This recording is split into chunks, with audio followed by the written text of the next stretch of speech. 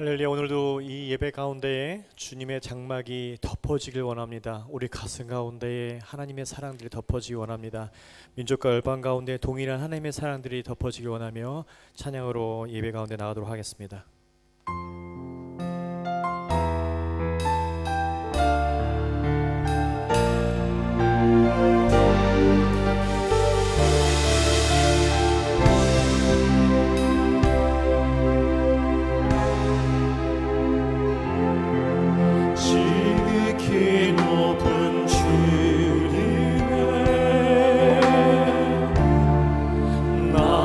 성소로 들어갑니다.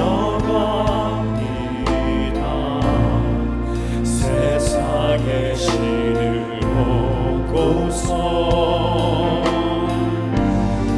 주보자 앞에 엎드리니 내 주를 향한 사랑과 신뢰가 사그러져 갈 때 하늘로부터 이곳에 장막이 덮이네.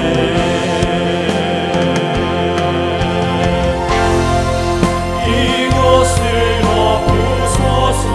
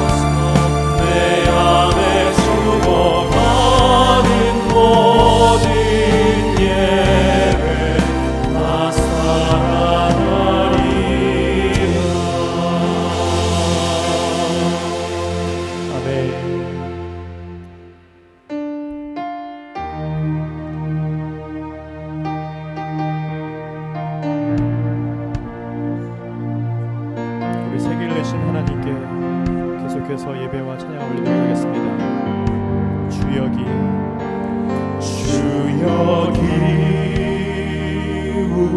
운행하시네. 주경배 주여기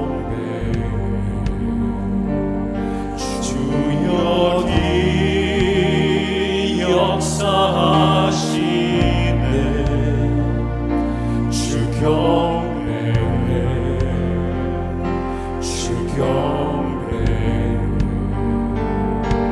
주는 세계를 만드시는 긍휼적 행하시는 분, 그를 우리 하나님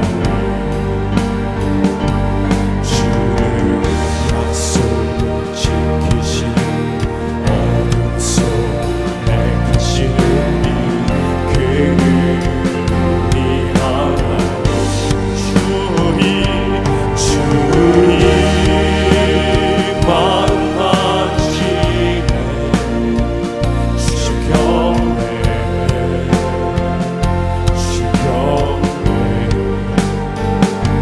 주여기 치유하시네. 주경배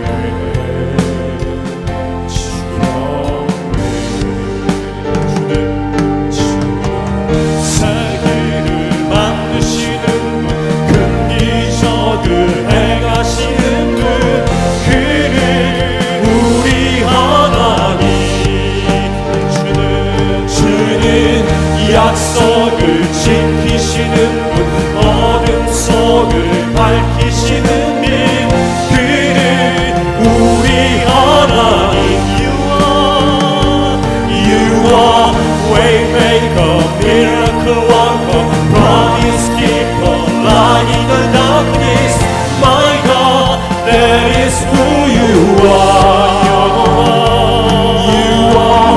Waymaker, miracle worker, promise keeper, light in the darkness. My God, that is who you are. That is who you are. That is who you are.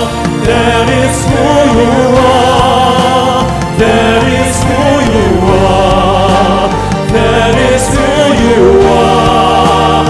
That is who you are. That is who you are. That is who you are. 주의 일하심 볼 수 없어도, 주의 일하심 알 수 없어도, 주는 결코 멈추지 않네. 주는 결코 멈추지 않네. 주의 일하심 볼 수 없어도, 주의 일하심 알 수 없어도, 주는 결코 멈추지 않네. 주는 결코 멈추지. Even when I don't see you are working, even when I don't feel you are working, you never stop working. You never stop working. Even when I don't see you are working, even when I don't feel you are working, you never stop working. Amen. You never stop 세기를 만드시는 주, 세기를 만드시는 주, 큰 기적을 행하시는 그는 우리 하나님. 주는 약속을 지키시는 분, 어둠 속을 밝히시는 빛, 그는 우리 하나님.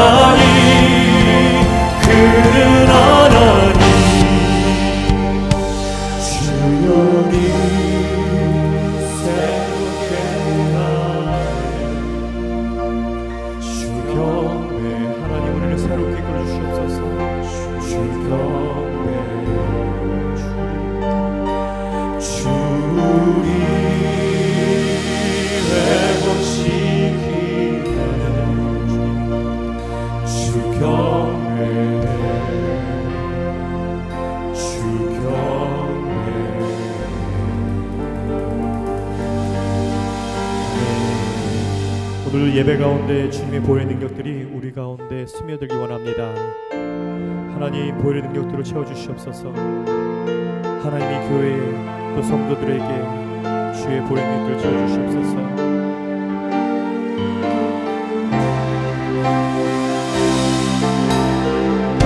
나의 부족함을 내놓고 주님을 바라봅니다. 주님의 보혈을 의지하여 예배 가운데 나갑니다. 온전한 마음으로 우리 찬양 하나님께 올려드리겠습니다. 주님 앞에 나갑니다. 주의 보좌로, 주의 보좌로 나갈 때 어떻게 나가야 할까? 나를 구원한 주의 십자가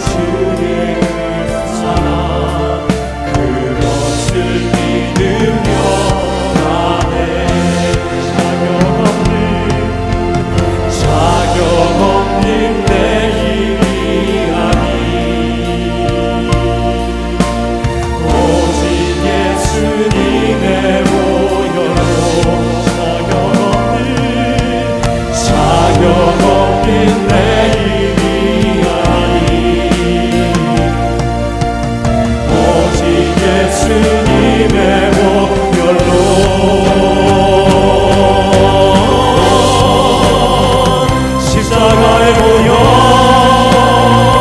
완전하신 사랑 힘입어 나갑니다. 십자가의 보혈 완전하신 사랑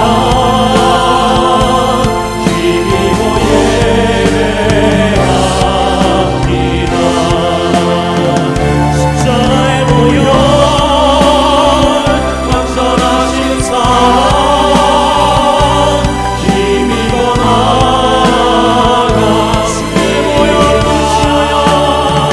십자가의 보혈 완전하신 사랑 힘입어 예배 주의 보혈 다시 한번 선포합니다. 십자가의 보혈 십자가의 보혈 완전하신 사랑 힘입어 나갑니다. 십자가의 보혈 완전하신 사랑 힘입어 예배합니다. 주의 보혈 능력이 또한 주의 피 보혈을 선포합니다. 믿음으로 주의 보혈 그 어린 양을 매우 귀중한 주님의 보혈을 선포합니다. 주의 보혈 주의 보혈 능력이 또한 주의 피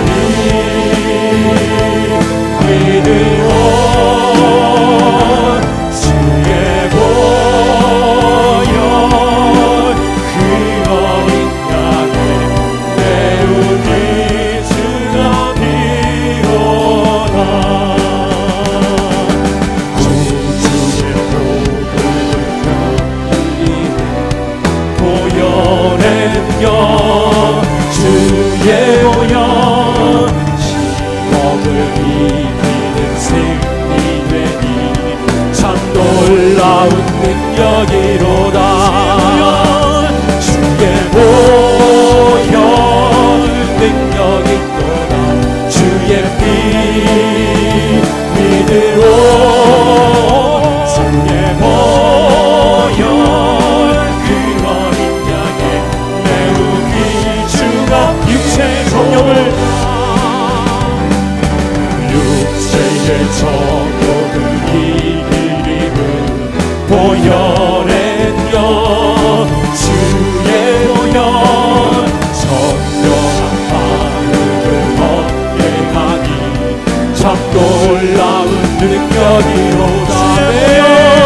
주의 보혈 능력이 또한 주의 피 믿으로 주의 보혈 그 어린 양의 매우 귀중한 피로다.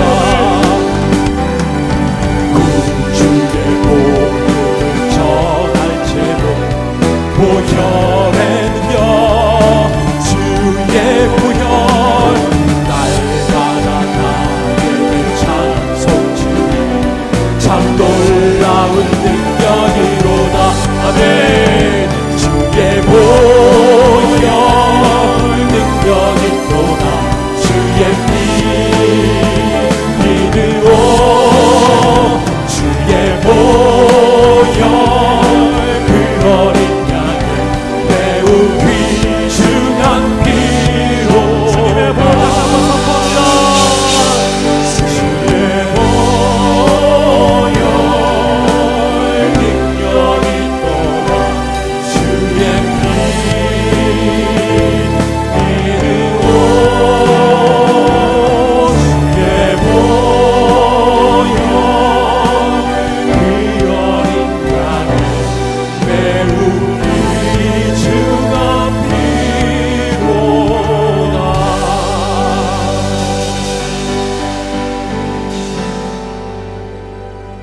방글라데시 한 조그만 마을에서 우리 예배팀이 예배를 드리고 있을 때입니다.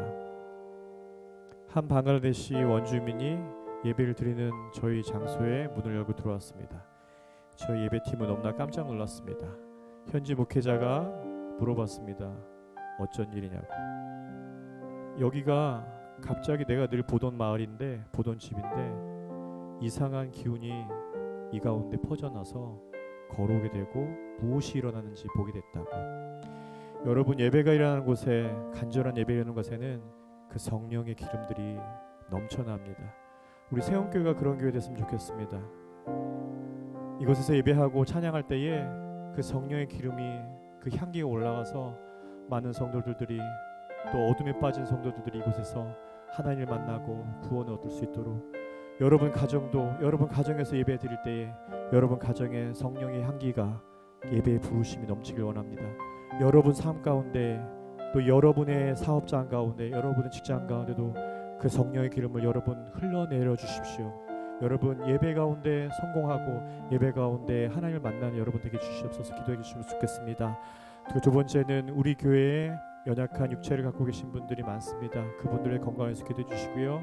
세 번째는 우크라이나 전쟁들이 하루빨리 멈춰질 수 있도록 기도해 주시기 바랍니다. 함께 기도하겠습니다.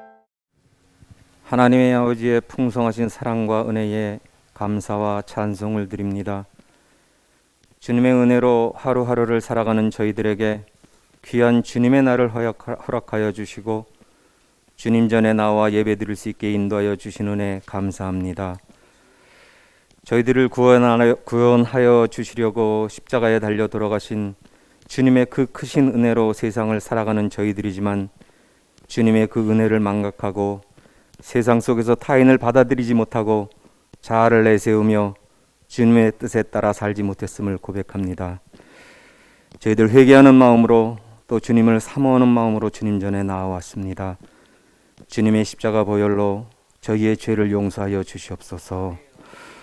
저희들 용서받은 깨끗한 심령으로 주님께 신령과 진정으로 예배드릴 수 있게 인도하여 주옵소서.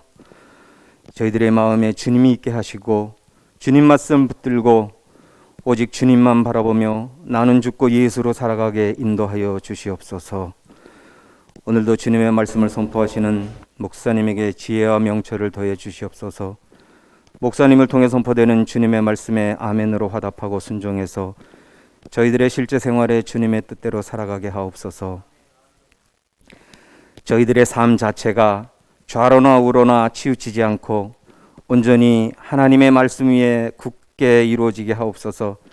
주님의 향기를 더욱 뻗들이며 나를 용서하듯 타인을 용서하고 나를 사랑하듯 타인을 사랑하는 그 용서와 사랑이 풍성한 그리스도인의 삶, 진정으로 그리스도인다운 삶, 주님의 자녀다운 삶을 살아가게 도와주시옵소서. 주님, 저희 세움교회 성도들에게 여러 가지 기도 제목이 있습니다. 건강 문제로, 경제적인 문제로, 신분 문제로, 여러 가지 형태의 문제로 기도하고 있습니다. 하나님 아버지, 저희들이 주님께 간절히 드리는 기도에 응답하여 주시옵소서. 원하는 모든 것들이 주님의 은혜로 다 이루어지게 하옵소서. 주님의 은혜로 이 어려운 상황을 잘 극복하고 이러한 과정을 통해 온전히 살아 역사하시는 주님을 체험하고 모두가 한 마음으로 주님께 영광 돌리게 하옵소서. 세상 끝날까지 주님 손 굳게 붙잡고 승리하는 삶 살아가게 하옵소서. 이 예배를 위하여 쓰는 많은 손길이 있습니다. 주님, 그들의 수고를 기억하여 주시옵소서. 묵묵히 섬기는 그 손길을 위해 주님의 크신 은혜 내려 주시옵소서. 늘 저희와 함께 하시는 성령님의 도우심으로 이 예배가 주님께 온전히 바쳐지는 예배 되게 하옵소서. 주님의 자비와 사랑과 은혜를 간구합니다. 성령님, 예수님, 하나님, 성삼위일체 하나님 사랑합니다. 주님 홀로 영광 받으시옵소서. 이 모든 말씀 우리를 구원하신 예수 그리스도 이름 받들어 감사함으로 기도드리옵나이다. 아멘. 우리 같이 신앙 고백드립니다. 나는 전능하신 아버지 하나님, 천지의 창조주를 믿습니다. 나는 그 유일하신 아들 우리 주 예수 그리스도를 믿습니다. 그는 성령으로 잉태되어 동정녀 마리아에게서 나시고 본디오 빌라도에게 고난을 받아 십자가에 못 박혀 죽으시고 장사된 지 사흘 만에 죽은 자 가운데서 다시 살아나셨으며 하늘에 오르시어 전능하신 아버지 하나님 우편에 앉아 계시다가 거기로부터 살아있는 자와 죽은 자를 심판하러 오십니다. 나는 성령을 믿으며 거룩한 공교회와 성도의 교제와 죄를 용서받는 것과 몸의 부활과 영생을 믿습니다. 아멘. 우리 말씀 같이 봅니다. 예레미야를 오늘부터 보는 건 아니고요. 오늘만 보겠습니다. 예레미야 7장 우리 1절부터 13절까지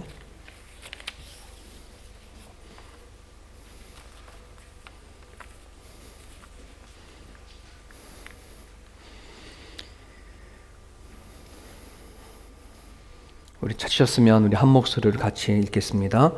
여호와께로부터 예레미야에게 말씀이 임하니라. 이르시되 너는 여호와의 진문에 서서 이 말을 선포하여 이르기를 여호와께 예배하러 이 문으로 들어가는 유다 사람들아, 여호와의 말씀을 들으라.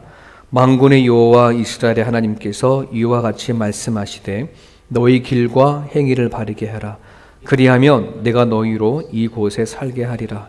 너희는 이것이 여호와의 성전이라 여호와의 성전이라 여호와의 성전이라 하는 거짓말을 믿지 말라. 너희가 만일 길과 행위를 참으로 바르게 하여 이웃들 사이에 정의를 행하며 이방인과 고아와 가부를 압제하지 아니하며 무죄한 자의 피를 이곳에서 흘리지 아니하며 다른 신들 뒤를 따라 화를 자초하지 아니하면 내가 너희를 이곳에 살게 하리니 곧 너희 조상에게 영원 무궁토록 준 땅이니라. 보라, 너희가 무익한 거짓말을 의존하는도다. 너희가 도둑질하며 살인하며 간음하며 거짓 맹세하며 바알에게 분향하며 너희가 알지 못하는 다른 신들을 따르면서 내 이름으로 일컬음을 받는 이 집에 들어와서 네 앞에 서서 말하기를 우리가 구원을 얻었나이다 하느냐. 이는 이 모든 가증한 일을 행하려 함이로다. 내 이름으로 일컬음을 받는 이 집이 너의 눈에는 도둑의 소굴로 보이느냐. 보라, 나 곧 내가 그것을 보았노라. 여호와의 말씀이니라. 너희는 내가 처음으로 내 이름을 둔 처소 실로에 가서 내 백성 이스라엘의 악에 대하여 내가 어떻게 행하였는지를 보라. 여호와께 말씀이니라. 이제 너희가 그 모든 일을 행하였으며 내가 너희에게 말하되 새벽부터 부지런히 말하여도 듣지 아니하였고 너희를 불러도 대답하지 아니하였느니라. 아멘. 우리 찬양 같이 찬양 드리겠습니다. 3년 전에 세움교회를 시작하면서 참 많이 불렀던 찬양인 것 같아요. 그래서 3년 전에 같이 시작했던 우리 성도들은 거의 이 찬양을 외우지 않았을까 싶을 정도로 정말 우리 이런 교회를 꿈꾸고 이런 교회를 바라는 마음을 가지고 시작을 해서 여기까지 이제 오게 되었습니다. 창세기를 다 마치고 나서 다음에 어떤 책을 할까, 어떤 말씀을 선택을 해서 같이 은혜를 나눌까를 고민을 하던 차에 저희들이 이제 창립 3주년을 지난 감사 예배 드렸잖아요. 그래서 제가 처음 교회를 시작을 할 때 세움교회에 시작을 할 때 어떤 말씀을 전했을까를 다시 이렇게 찾아봤어요. 2019년도 6월 첫째 주 오늘 예레미야 7장 1절에서 13절 이 말씀을 보았더라고요. 그러면서 지금 들어야 할 말씀, 그 당시에 제가 제목을 붙여서 지금 들어야 할 말씀. 교회를 새롭게 시작을 하고 또 같이 가고자 하는 하나님이 꿈꾸시는 교회를 가고자 하는 이 교회를 위해서 같이 모인 성도들이 지금 들어야 할 말씀, 이 말씀을 가지고 했더라고요. 3년째 되어지면서 다시 한번 이 말씀을 묵상하게 됐어요. 초심으로 돌아가고 싶고 또 이 말씀을 듣지 못한 또 성도들도 계실 거고 다시 되새기는 말씀으로 해서 이 말씀을 같이 공유하고 나누고 싶습니다. 왜냐하면 정말 진짜 제가 이 교회를 시작할 때 이 마음을 너무나 품고 싶고 또 같이 만들어가는 그런 교회가 되었으면 좋겠기 때문에 그렇습니다. 여러분, 예레미야 선지자 하면 제일 먼저 떠오르는 단어가 있을 거예요. 이 선지자를 꾸며준 이야기, 말. 어떤 말인지 아시나요? 예레미야 하게 되면 같이 따라온 말이 있어요. 눈물의 선지자. 눈물의 선지자. 여러분, 예레미야서를 읽어보면 참 예레미야가 눈물을 흘리면서 하나님의 말씀을 선포한 걸로 볼 수 있어요. 아마 그 예레미야 눈물이 그만의 눈물이 아니라 하나님이 당신이 선택한 이스라엘 백성들을 향한 눈물이거든요. 여러분 어떻습니까? 하나님이 이 시대를 바라보고 계실 때에, 그리고 세움교회를 바라볼 때에, 여러분 자신 한 사람 한 사람을 바라볼 때에 하나님은 과연 울고 계실까, 웃고 계실까? 한번 여러분 스스로 한번 생각해 보세요. 하나님은 지금 현재 이 세상을 보시고, 또 우리 교회를 보시고, 또 여러분 개인을 바라보시고, 웃고 계실까, 울고 계실까? 눈물을 흘리실까? 아니면 정말 잘한다, 끄떡끄떡일까? 어떻게 바라보냐에 따라 여러분 마음이 또 개화닿겠지만, 저는 여러분들이 이 시대를 하나님이 어떻게 보시고 또 생각하시는지를 마음속에 생각하시면서 오늘 이 말씀을 좀 같이 들었으면 좋겠습니다. 하나님은 당신의 백성, 이스라엘 백성들에게 예레미야 선지자를 통해 가지고 지금 선포하는 이 메시지는 딱 저거 하나예요. 그들이 지금 잘못 가지고 있는 신앙, 그리고 잘못된 삶의 태도, 이것을 가지고 하나님은 예레미야를 통해 가지고 선포하고 경고하세요. 그런데 예레미야 선지자가 이 말씀을 선포하기 전에 이미 하나님은 이들을 향해서 매를 들었거든요. 매를 들어서 좀 당신 선택한 당신의 백성이니까 어떻게 해서도 이들의 잘못된 것을 고치고자 매를 들었어요. 그 매가 북방 민족인 그 바벨론이 이스라엘 백성들을 침공해 오는 일들을 펼친 거예요. 그러면 이 이스라엘 백성들이 지금 그런 상황에 있으면 왜 갑자기 우리한테 이런 일이 닥칠까? 하나님이 우리 이스라엘 보호하신다고 그렇게 하셨는데 왜 하나님이 이 북방의 민족이 갑자기 이스라엘 칠까라고 하면 그걸 깨달으면 좋은데 그걸 깨닫지 못하는 거예요. 여러분 부모님들 자식들 이렇게 키워보면 잘못된 거 보면 매를 들고 뭐 하는 거예요? 막 때려치면서 네가 네 자신 알아 몰라. 너가 뭘 잘못했어. 막 다그치잖아요. 그러면 얘가 자기가 뭘 눈물을 흘리면서 뭘 잘못했어요, 막 그러면은 뭐예요? 내렸던 매 내려놓잖아요.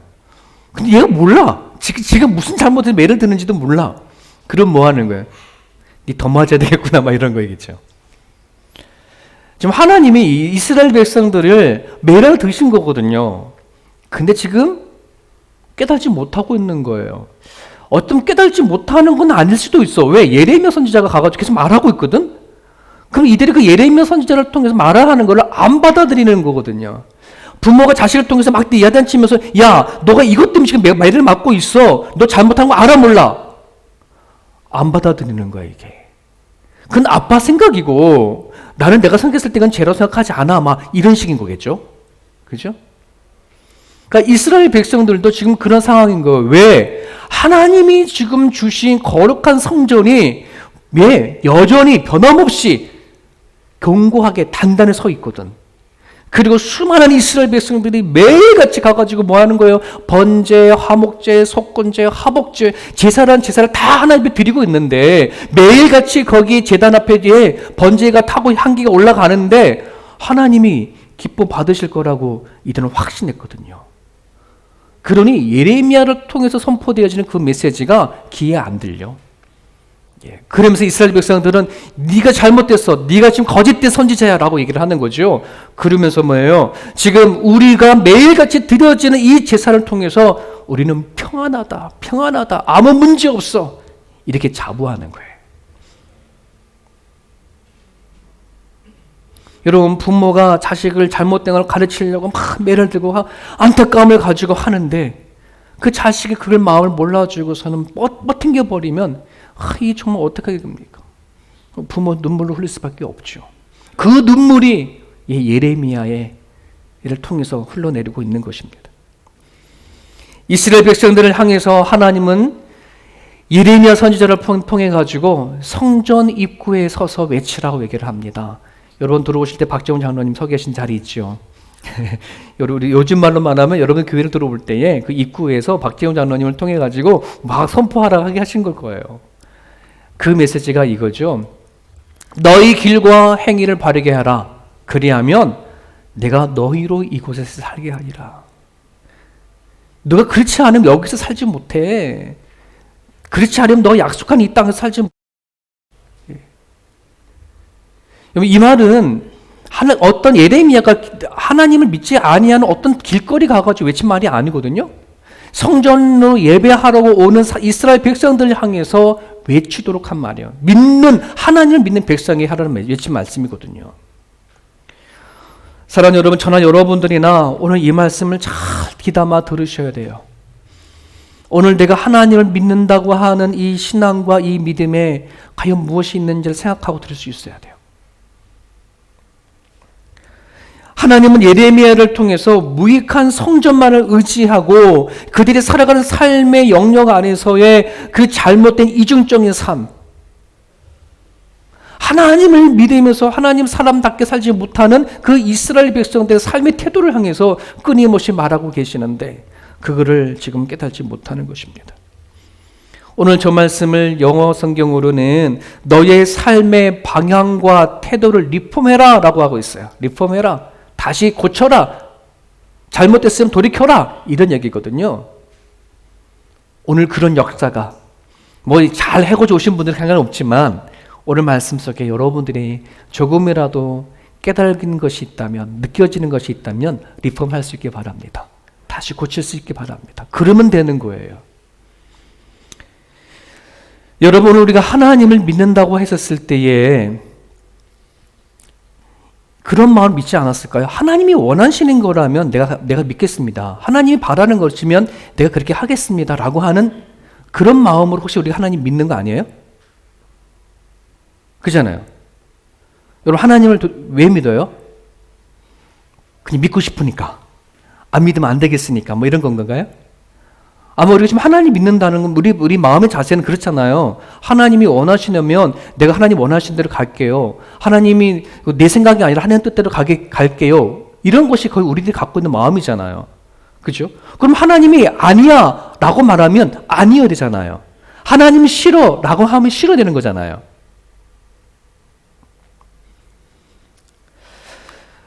여러분, 저 빌딩을 그러면 짓고 있는 완성되지 않는 빌딩인데 여러분들이 저 빌딩을 설계를 하고 저 빌딩을 완공해야 하는 책임을 진 사람이라고 여러분 생각해 보세요. 그런데 여러분들이 계획하고 설계한 대로 저 짓지 않고 와보니까 이게 틀어졌어. 잘못됐고 지금 올라가고 있는 거야. 여러분은 어떻게 하시겠습니까? 짓는 걸 멈추고 잘못된 것을 보수하시겠습니까? 아니면 다 부시고 다시 짓겠습니까? 아니면 저기만큼 졌는데 내가 책임질게. 그 정도 하자를 가지고 그 정도 가지고서는 무너지겠어 라고 생각하고 계속 짓고 올라가겠습니까? 이거는 여러분 각자의 몫이에요. 하나님을 믿는 것도 마찬가지입니다. 어떤 사람은 저 여러분 설계를 하고 계획했다고 해서 야, 안 되겠다. 대대로 부셔. 다시 져. 라고 하는 사람이 있는 반면에 야, 저만큼 저 너무 아까워. 그냥 뭐가 문제냐? 잘못된 것만 보스하고 갈 사람이 있고요. 분명히 잘못된 걸 알면 있음에도 불구하고 그냥 뭐 하는 거예요? 네, 내가 책임질게. 설마 무너지겠어? 하고 올리는 사람도 있을 거예요. 저 건물에 대해서 나중에 완공이 되어졌을 때에 하자가 있거나 무너졌거나 하는 모든 책임 여러분 진다 하셨을 때에 어떻게 하시겠습니까? 각자 다르겠죠. 그죠? 각자 다를 거예요. 하나님을 믿는 사람들도요, 마찬가지예요. 하나님이 싫다 하고 원하지 않는다고 하면 네, 안 하겠습니다 라고 처음부터 이렇게 바꿔서 가는 사람들이 있는 반면에 에이, 설마 나는 하나님 믿는데 내가 하나님 앞에 나와서 예배를 드리는데 내가 기도하는데 하나님 앞에 헌금도 하는데 봉사도 하는데 설마 그렇게 되겠어? 혹시 그런 마음을 생각해서 하나님을 믿는다면요, 여러분 정말 내가 하나님을 진짜 믿는 건가? 하나님을 내 목숨을 다하고 뜻을 다해서 믿는 건가? 하나님 정말 나를 만드셨고 나를 인생을 책임지시는 분이라 믿는 건가? 하는 것에 대해 다시 질문을 던지셔야 돼요. 나를 만드신 분이라면, 나를 이 땅에 보내신 분이 하나님이라면, 내가 죽는 것까지도 책임져 주시는 분이 하나님이라면 하나님 앞에 내가 점검을 해서 아니라고 하면 뭐 해야 돼요? 실질적으로 고쳐야죠. 그렇지 않습니까? 여러분, 우리 신앙생활하고 하나님 믿으면서 내 마음에 찔리고 틀어지고 바뀌고 해야 할 것이 많이 있는 걸 아시잖아요. 근데 왜 우리는 자꾸 안 바뀔까요? 여러분, 우리가 믿는 하나님은 세상 사람들이 믿는 그런 하나님 방식이 아닐 거라고 저는 믿어요. 세상 사람들은 뭐 교회를 안 다녀도 다른 어떤 종교가 없다 하더라도 이 세상에는 신은 존재해. 이렇게 믿는 사람들 많거든요. 혹시 우리가 믿는 하나님도 그 신 중에 하나다라고 생각하고 살고 그냥 믿는다면 이건 정말 잘못된 거겠죠. 저와 여러분 믿는 하나님은 오로지 유일하신 하나님 한 분이에요. 그 하나님을 믿는다면 실질적으로 내가 그 하나님 앞에 뭐 해야 되어져요? 내가 희생되어져야 돼요. 하나님이 아니면 실질적으로 내 삶을 고쳐야 되고 내 삶의 태도가 달라져야 하는 거예요. 동의하시나요? 네. 정말 내가 그 하나님을 믿는다면 우리는 정말 실질적으로 하나님 앞에 달라져야지. 왜 우리는 실질적으로 안 달라질까요? 안 바뀔까요? 왜 우리는 바뀌어줘야 할 그 문제를 가지고 하나님 앞에 나가 기도도 하지 않을까요? 또 바뀌어달라고 원하지도 않을까요? 내가 왜 나의 원하는 것만 구할까요? 하나님이 원하는 것을 왜 안 구할까요? 이런 질문을 하고 싶은 거예요. 여러분 교회 왜 다니십니까? 여러분 교회 다니는 유익이 뭘까요? 세움교회 왜 다니세요? 설문조사를 좀 해야 되나? 한국 크리스천을 대상으로 설문조사를 했습니다. 교회 왜 다니십니까? 많은 대답 중에 세 번째 대답입니다. 일주일에 죄를 씻기 위해서. 한 주간 동안 살았으니까 교회 와서 예배 드림으로 그냥 죄를 씻고 싶은 거. 마치 우리가 하루에 아침에 하루 일 다 하고 저녁에 잠들 때에 목욕하고 샤워하는 것처럼 일주일에 삶을 사는 것을 주일날 교회에 와가지고 예배 드림으로 죄를 씻기 위해서. 두 번째 많은 사람들의 대답이 구원받기 위해서. 구원받기 위해서. 그래서 교회를 다닌다는 거예요. 여러분 예수 믿으면 구원받잖아요. 그렇지 않습니까? 그럼 예수 믿으면 구원받는데 뭐 구원받기 위해서 계속 오랫동안 교회를 다녀? 1년에 한 번 다니면 되지 교회는. 예수 믿는데. 뭐 매일같이 가서 교회를 다니나요? 그렇지 않습니까? 여러분 호주에 크리스찬들이 얼마나 많아요. 1년에 한 번 다니면서 난 I'm 크리스찬이라고 하잖아요. 자기 예수 믿는다고 하잖아요. 근데 왜 우리는 매일같이 교회를 다닐까요? 가장 많은 대답은 행복하기 위해서 나간다. 여러분 교회 다니는 시간 행복하십니까? 네, 행복해서 오시나요? 히터 돌아가시면 히터 좀 꺼주시겠어요? 좀 이게 공기가 뜨거우니까. 네. 저 대답은 한국 사람의 크리스찬들. 자, 그 다음 질문은 이민자들, 호주나 캐나다나 미국이나 이민 교민들을 대상으로 설문조사했는데 가장 많은 나온 대답이 세 번째. 무엇인가 된 것 같아서. 마치 이민자들 바깥에 나와서 한국에서는 뭐 의사였고 뭐 대학 교수였고 나름대로 교편을 잡은 선생이었고 뭐 그러한 일을 했다 할지라도 이민교회 나오면 솔직히 우리는 다 청소도 하고 막 이러잖아요. 그죠? 그런데 그러다 보니까 이민자들이 살아가다 보면 내가 도대체 이 나라에서 이곳에서 나는 뭐야? 이런 생각이 많이 들잖아요. 근데 교회로 오게 되어지면 뭐 교회 다니면 권사님이라 부르기도 하고 장로님이라 부르기도 하고 막 이러면 내가 그래도 내가 뭔가 된 것 같구나 이런 생각을 가지고 교회를 다닌다 하시는 분이 계신다는 거죠. 실제적으로 어떤 분이 그러셨어요. 예전에 우리 교회를 다니시는 집사님이 정말 다른 교회에서 들어오셨는데 열심히 봉사하시고 막 그러시는 거예요. 와, 어쩜 저렇게 열심히 봉사하나 물어봤어요. 그때 그분이 저한테 대놓고 얘기하시는 거예요. 목사님 그래도 교회를 다니면 그래도 장로는 돼야죠. 저한테 그런 얘기 하신 거예요. 대놓고 앞에. 그 다음에 제가 모른 척했어요. 두 번째 많은 대답은 삶의 정보를 얻기 위해서. 삶의 정보를 얻기 위해서. 교회를 가면 많은 사람들을 있잖아요. 그럼 내가 어떻게 이민생활 하는데 어떻게 시작을 해야 되나, 또 어떤 도움을 받아야 되나, 뭐 이런 것들. 여러분 자영업자 하시는 분들은 대부분 큰 교회를 가기를 선호하죠. 왜 큰 교회를 가면 성도들 많이 아니까. 그리고 내가 자영업을 하게 되면 나름대로 도움을 받을 수 있으니까. 나름대로의 이러한 계획, 그런 생각. 내가 이민자로 살아갈 때 교회를 통해서 뭔가 도움을 얻으려고 하는 그런 이유로 교회를 다니는 사람들도 있습니다. 제일 많은 대답이 외로워서. 여러분 외로워서 교회 다니시나요? 네. 어떻습니까? 여러분 저 6가지 대답 가운데 혹시 내가 교회를 다니는 이유가 있을까요? 만약에 그렇다면 여러분 교회 잘못 다녔어요. 교회는 그런 곳이 절대 아니에요. 내가 교회가 그런 교회를 다니면은요 이런 얘기가 나와요. 목사님 난 교회 다녀도 안 행복해요 라고 말하면 어떡할까요? 목사는 마음이 아파요.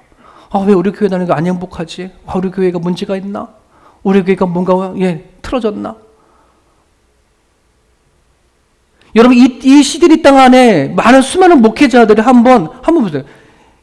내가 왜 이 교회 다니면서 안 행복합니다 라고 말을 안 들어본 목회자 없을 거예요. 사랑하는 여러분, 정말 교회는 행복하기 위해서 교회를 가는 겁니까? 그리고 교회는 성도들을 행복하게 해줘야 합니까? 이게 교회입니까? 만약에 그런 교회를 하고 시작했다 그러면 우리 목적이 틀렸어요. 교회는 그런 것이 아니에요. 교회는 행복보다 더 큰 목적이 있습니다. 인격적인 존재이신 하나님을 만나는 것입니다. 또 아멘 안 해주는군요.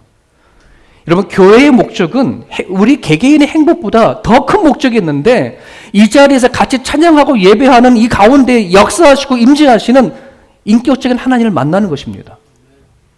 이걸 아멘 하셔야죠. 아직 안 믿어져서 그런 것일지도 모르겠네요. 만나는 것입니다. 또 그분을 믿는 믿음이 있습니다. 그 하나님을 만나지 않고 내 그 믿음이 없으면 아무리 교회 다녀서 행복하더라도 그 행복은 오래가지 못합니다. 그냥 잠시 느끼는 행복일 수도 있습니다. 여러분, 내 가정이 안 행복한데 교회 와서 행복해준다? 여러분 그것도 오래 못 갑니다. 행복은요, 내가 이 예배에 하나님 앞에 나와 이 교회 신앙생활 해나가면서 인격적인 하나님을 만나고 그 하나님이 믿어지는 믿음이 생겨질 때에 내가 살아가는 삶의 그 자리가 가정이든 일터든 교회이든 그 자리 거기에서 뭐가 생긴다는 거예요? 행복이 만들어지는 거예요, 여러분. 그 믿음이 없이는 그 모든 행복들은 잠깐 스쳐가 버리고 말아버리는 거예요. 진짜 여러분들이 가정과 일터가 교회가 여러분이 행복해지길 원한다고 한다면 반드시 인격적인 하나님을 내가 만나야 되고 그 하나님을 믿는 믿음이 있으셔야 돼요. 그 믿음이 없이는 저는 안 행복해요. 교회도 안 행복하고 가정도 안 행복해요. 여러분 8절을 볼까요? 하나님은 예레미야 선지자를 통해서 이렇게 말씀하십니다. 보라 너희가 무익한 거짓말을 의존하는도다. 무익한 거짓말을 의존한다. 이 말을 현대 성경은 저렇게 표현되어 있습니다. 너희는 지금 스스로 자신을 속이고 있다는 것을 깨달아라. 스스로 속는 거예요. 이스라엘 백성은 스스로 속고 있는 거예요. 뭐에 속아요? 그들 앞에 보여지는 성전 때문에 속는 거예요. 매일같이 양을 잡고 소를 잡는 그 제사의 그 타오르는 향기 때문에 속고 있는 거예요. 우리는 하나님 지금 기쁘게 드리고 있어. 하나님 앞에 열심히 제사 드리고 있어.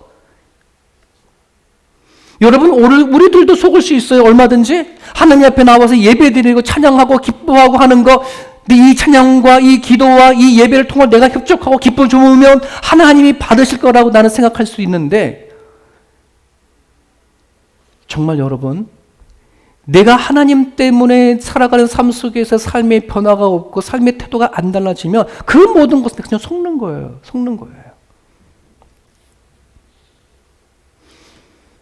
하나님은 성전 안으로 제사 드리려고 오는 사람들의 위선적인 생활과 하나님 앞에 변하지 않는 삶을 하나님은 보시면서 한탄을 하고 눈물을 흘리며 예레미야 선지자에게 얘기를 하는 거거든요.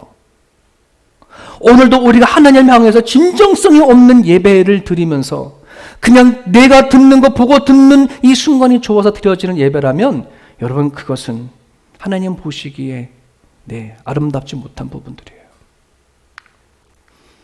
종교는 쌓고 신앙은 버린다라는 말이 있습니다. 종교와 신앙이 뭐냐 도대체? 나는 지금 종교 생활을 하는 거냐 신앙 생활을 하는 거냐, 그 차이가 뭐냐? 종교는 쌓는 거 뭐예요? 예배를 쌓고 기도를 쌓고 헌금도 쌓고 봉사도 쌓는 거죠. 하나님, 내가 하나님 앞에 이렇게 많이 싸웠습니다. 이렇게 많이 기도했습니다. 이렇게 많이 교회를 다녔습니다. 이렇게 많이 헌금했습니다. 그건 종교예요, 여러분. 신앙은 버리는 거예요. 하나님 안에 잘못되어진 생각 버리는 거예요. 하나님 안에 잘못되어진 삶의 태도 버리는 거예요. 하나님이 싫어하는 것이 내 안에 있다면, 중독된 것이 있고 잘못된 습관들이 있다면 그것을 하나님 앞에 어떻게 가지고 나가서 버리려고 애쓰고 눈물을 흘리고 통곡하고 기도하고 하는 것이, 이게 신앙이에요. 그렇지 않고 내가 그냥 매일같이 반복되어지는 예배 가운데 쌓고 쌓는 것, 이건 종교의 중독이 되어진 거예요. 이 중독된 종교 생활이 청산이 되어지려면, 진짜 신앙이 되어지려면 내가 살아가는 삶의 모든 삶의 모습 안에서 하나님의 말씀으로 해석해야 합니다. 과연 내가 하나님 앞에 바르게 살고 있는가? 내가 이대로 이 길로 방향을 제대로 가게 되어지면 그 끝자락에 내가 믿는 하나님이 과연 계실까 하는 생각을 갖는 거죠. 지금 내가 하나님을 믿는데 내가 원하는 신앙생활을 하는 것인지, 하나님이 원하시는 신앙생활을 하는 것인지를 확인해보고 해석할 수 있어야 되죠. 그렇지 않습니까? 여러분, 하나님이 내 인생을 내가 판단하는 것이 아니라 누가 판단하는 것인데요. 하나님이 내 인생 판단하시면 하나님의 기준에서 내 인생을 봐야지, 왜 자꾸 내 인생을 내가 판단하려고 그러고 내 기준을 가지고 난 잘 살았어 못 살았어 이만큼 했는데 하나님 나한테 왜 이렇게 하셔라고 자꾸 따지고 물어요. 그렇지 않습니까? 우리는 자꾸 쌓은 걸 가지고서 하나님을 대하면 나한테 왜 이러십니까? 나한테 왜 이렇게 하십니까? 내가 이만큼 했는데 라고 하는 그 상황에 놓여지게 되죠. 지금 하나님의 곁에 계시는 이효령 교수님, 얼마 전까지만 하더라도 우리들에게 늘 좋은 메시지를 전달했던 이효령 교수님이 올해 돌아가셨잖아요. 그분이 쓴 그 시가 하나 있어요. 여러분 주보에는 전문이 기록되어 있지만 오늘은 짧은 그 부분적으로만 기록되어 있는데 한번 같이 읽어볼까요? 시작. 길가에 버려진 돌, 잊혀진 돌, 비가 오면 풀보다 먼저 젖는 돌, 서리가 내리면 강물보다 먼저 어는 돌, 가끔 나그네의 발뿌리에 치여 노여움과 아픔을 주는 돌, 걸림돌. 그러나 어느 날 나는 보았네. 먼 곳에서 온 길손이 지나다 걸음을 멈추고 여기 깃돌이 있다 하셨네. 마음이 가난한 자들 위해 집을 지을 귀한 깃돌이 여기 있다 하셨네. 여러분, 저기에 돌은 어떤 돌이 누굴까요? 길가에 버려진 돌은 누굴까요? 예수님이겠죠. 그죠? 세상 사람들이 예수님을 하나님의 아들이 이 땅에 우리를 구원하시려 이렇게 오셨는데 사람들이 취급하지 않고 갖다 버려버렸어요. 그 예수님이 도리어 모퉁이 돌이 되셨습니다. 구원의 모퉁이 돌이 되셨습니다. 생명의 모퉁이 돌이 되어주셨습니다. 예수를 믿는 사람들마다 하나님의 집, 하나님의 나라 들어갈 수 있는 길을 내신 것. 세상 사람들에게 예수님이 걸림돌이었는데 십자가 죽음으로 돌아가심으로 인해서 그 예수님은 우리들에게 복된 모퉁이 돌이 되셨다는 거, 성경에서 전하는 메시지지 않습니까? 근데 여러분, 저 버려진 돌이 예수 그리스도를 믿는 사람들마다 다 뭐가 되는 거예요? 버려진 돌에서 뭐로 옮겨지는 거다? 귀한 돌이 되어지는 거. 믿으시나요? 예수님은 길이에요. 빛이에요. 생명이에요. 그 예수님을 우리가 지금 믿고 있잖아요. 품잖아요. 내 안에 하나님이 계십니다. 예수님이 계십니다. 라고 한다고 말할 안에는 내가 그전에는 버려진 돌이었지만 이제는 하나님 앞에 나는 존귀한 존재입니다. 라고 하는 이 믿음을 가는 거잖아요. 이 인식이 바로 서 있어야 뭐가 받을까요? 내 삶의 태도가 달라져요. 여러분. 왜 나는 안 달라질까요? 나는 왜 안 바뀔까요? 내가 하나님 앞에 어떠한 존재인지를 모르기 때문에 안 바뀌고 안 달라지는 것이에요.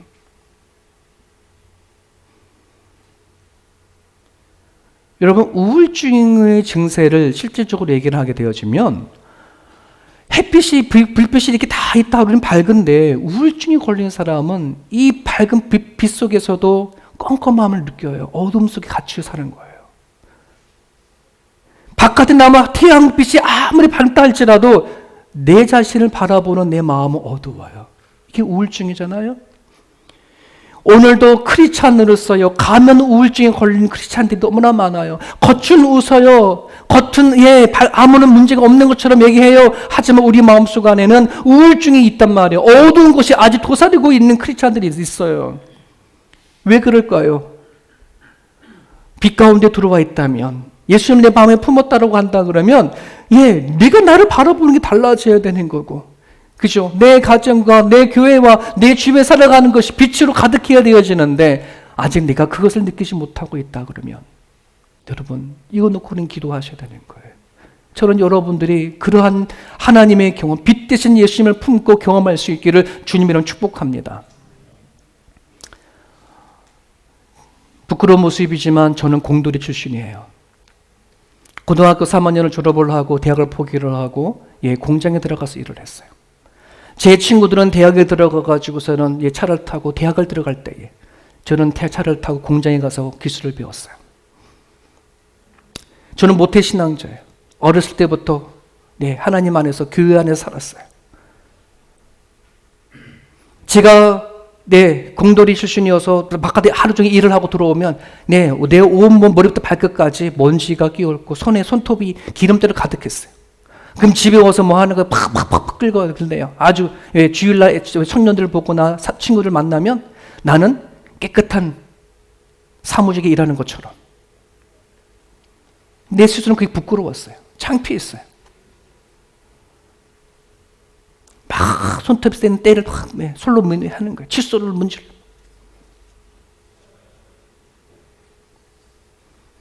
그러면서 저는 하나님 그 교회 가서 뭐라 그런지 알아요?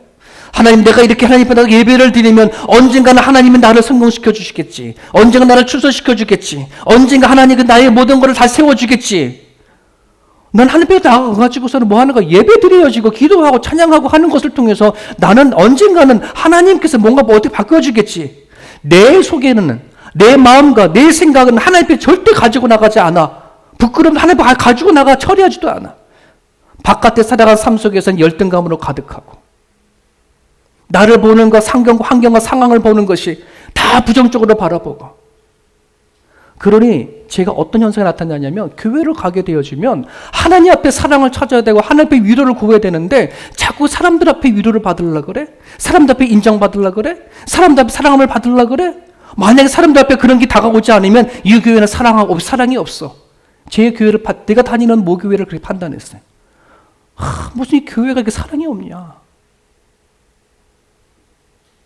내가 지금 누구한테 구하고 있는데 그 사랑을 하느님 앞에 구하려고 하지 않고 사람한테 자꾸만 사랑 받으려고 그러고. 여러분 한번 생각해보세요. 내가 내 가정에 있는 내 남편, 내 자녀 이것도 제대로 사랑하지 못하는데 어떻게 교회 온 사람들이 서로 간에 여러분 다 오는 사람 다 사랑 베풀겠어요? 제가 여러분들이 어떻게 다 사랑을 베풀겠으며 우리 장로님 권사님이 여러분들이 얼마나 더 사랑을 베풀겠어요? 집에서도 내 남편 하나 제대로 사랑 못하는데. 여러분 사람한테 구하는 게 아니에요. 빛 대신 예수님이 내 안에 찾아오셨을 때에 그제서야 내 실제적인 모습이 하나님께서 나에게 어떻게 오셨는지 보게 되어지는 거예요. 열등감이 빛 대신 예수님 앞에 회복이 되어져가고, 부끄러움이 회복이 되어져가고, 창피함이 회복이 되어져가고, 낙심하며 창피해져가고, 사람들 앞에 요구하고 바랬던 것들이 하나님 앞에 찾아가고 구하고는 것이 되어버리니 달라지는 거예요. 여러분, 우리 하나님을 믿으면서도요, 우리는 내가 하나님 앞에 어떤 귀한 존재인 것인지 되어진지 깨닫지 못하니까, 귀한 돈인지 모르니까, 귀한 존재인지 모르니까 여전히 내 안에 갇혀서 나를 바라볼 때에 다 형편이 없고 내 환경에 봤을 때 남들과 비교만 늘 하고 살아가는 우리들의 처신들이 있다면 우린 지금 하나님 잘못 만나고 있어요. 생명 되어주시고 길 되시고 빛 되시는 예수님을 여러분의 마음속에 반드시 받아들일 수 있기를, 그 하나님을 경험할 수 있기를 간절히 바랍니다. 그래야 여러분들이 살아가는 그 삶의 그 자리에 얼마든지 사랑을 베풀 수 있고 얼마든지 남을 위로할 수 있고 얼마든지 남을 위해서 기도할 수 있다는 사실을 기억할 수 있길 바라요. 여러분 실제적으로요, 하나님이 이스라엘 백성들에게 성막을 주시고 제사법을 주신 것은 사랑하는 것이 목적인 거거든요. 근데 그들은 살아간 삶의 중에 사랑을 베풀지가 않아. 그냥 하나님 앞에 제사했던 것을 가지고 끝이었거든요. 하나님의 앞에 드려지는 우리 이 예배가 여기서 끝나면 절대 드리면 안 돼요. 여러분의 가정으로 돌아가셔서 하나님부터 받은 사랑을 가지고 사랑으로 하셔야 합니다. 진짜 가정의 가정다운 것은 사랑이 있어야 가정다운 겁니다. 부부가 정말 부부다운 것은 사랑해야 부부입니다. 교회가 교회다운 것은 사랑해야 교회답지. 그렇지 않습니까? 그 크신 하나님의 사랑을 경험할 수 있기를 간절히 바라요. 마틴 로이든 존슨 목사님이 정말 예수 그리스도의 사랑을 품고 그 사랑에 대해서 확신을 가진 사람들에게 나타나는 세 가지 특징을 저 세 가지를 얘기했어요. 겸손이다, 자기 점검이다, 예수님을 닮고 싶은 소망이다. 여러분 어떻습니까? 여러분들은 내가 내려주는 마음이 있습니까? 내 남편 이겨먹으려고, 내 아내 이겨먹으려고, 누구를 이겨먹으려 하는 게 아니라 겸손히 낮아지는 마음, 늘 나 자신을 점검해 보이고 예수님을 닮아가려고 하는 그 소망이 저와 여러분들 가운데 진짜 있기를 바라고, 정말 그런 것이 있었을 때 세움교회가 교회다운 교회가 되어줄 수 있음을 여러분 같이 고백하고 나갔으면 좋겠습니다. 같이 기도하겠습니다. 오늘 주신 말씀 붙잡고 이 시간 기도했으면 좋겠어요.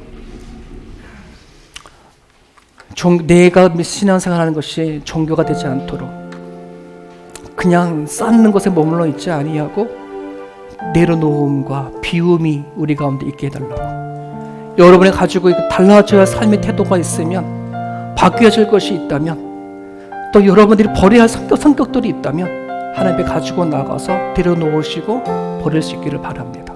우리 같이 한번 기도하겠습니다.